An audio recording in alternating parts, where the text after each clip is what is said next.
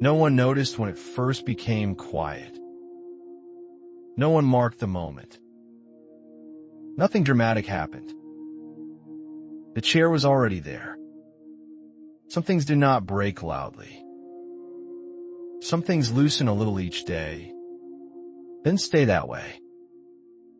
By the time someone feels the gap, it is already familiar. He sat in the same chair each evening. Not because it was comfortable. Not because it mattered. It was simply where the body landed when the day let go. The chair faced nothing in particular. It had small marks along one leg. Scratches that meant nothing. Still, he never replaced it. He would lower himself slowly, as if listening for something underneath the movement. The weight settled. The room stayed still. That was usually enough. People around him assumed nothing was wrong. There were no signs that demanded attention. No sharp changes. Just a person who learned how to pause longer than before. He used to shift in the chair. Cross and uncross. Lean forward. Then back. Now the posture stayed fixed, as if any adjustment might disturb something fragile. Hands rested where they always had. I stayed open but unfocused. Breathing found a shallow rhythm and kept it. Sometimes there was a thought of standing. Not urgency. Not purpose. Just the idea that legs still worked. The thought never lasted long. It dissolved into the quiet that filled the space around the chair. There had been other moments once. Moments that asked for movement. Moments that waited. Those moments were not remembered clearly anymore. Only their absence remained, like an outline worn smooth by time. The chair did not change. It stayed steady. It accepted the weight without comment. He began to measure evenings by how long he stayed seated. Not consciously. The body learned to count on its own. When the light in the room shifted, he did not react. When sounds faded, he did not follow them. Stillness became a habit before it became a choice. Something inside him understood this was not rest. But understanding did not lead anywhere. The chair remained where it had always been. Waiting was not the right word. It simply existed. And so did he. The evenings continued without distinction. One blended into the next until the difference stopped matching. He returned to the chair as if it had been assigned. Not chosen. Not preferred. Simply accepted. The body remembered the shape of it before the mind did. The slight dip in the seat. The angle that pulled one shoulder lower than the other. Those details registered quietly, without resistance. Sometimes he arrived earlier. Sometimes later. The chair never acknowledged the difference. There were small rituals that formed around the sitting. Shoes placed the same way. Hands brushing against fabric, then resting. A pause before lowering down, as if listening for a signal that never came. He used to notice sounds beyond the room. Distant movement. Faint interruptions. Now those sounds passed through without catching. The chair became the place where thoughts slowed. Not stopped. Just thinned. Stretched out until they lost their edges. Certain thoughts tried to return. They came without images. Without names. Just wait. Those thoughts did not stay long. They slipped away the moment attention reached for them, leaving behind a dull pressure that settled deeper instead. His breathing adjusted to the stillness. Shallow, steady, almost careful, as if taking too much space might cause something to collapse. There were moments when he noticed the way the chair held him. Firm, uncomplaining, reliable in a way that required nothing in return. That reliability felt easier than change. Standing required intention. Sitting did not. The body learned the difference quickly. He remained there even when there was no reason to stay. Even when the light shifted and the room cooled. Even when the silence thickened. Somewhere beneath the calm, something waited.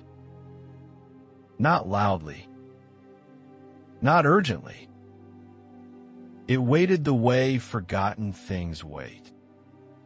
The chair stayed in place. The floor beneath it did not creak.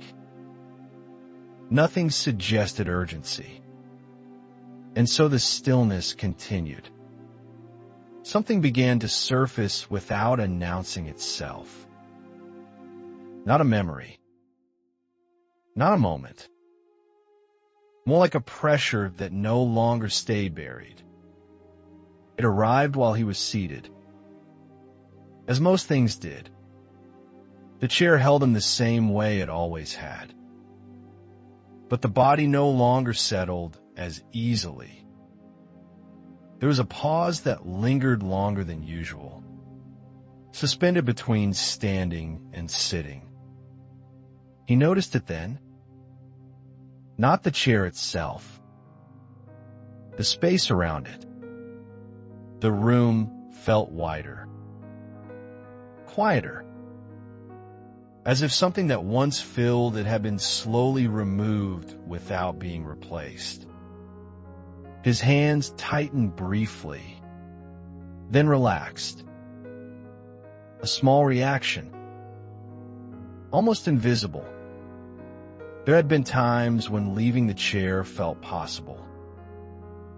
Those times had passed unnoticed. They did not return. The realization did not come with regret at first.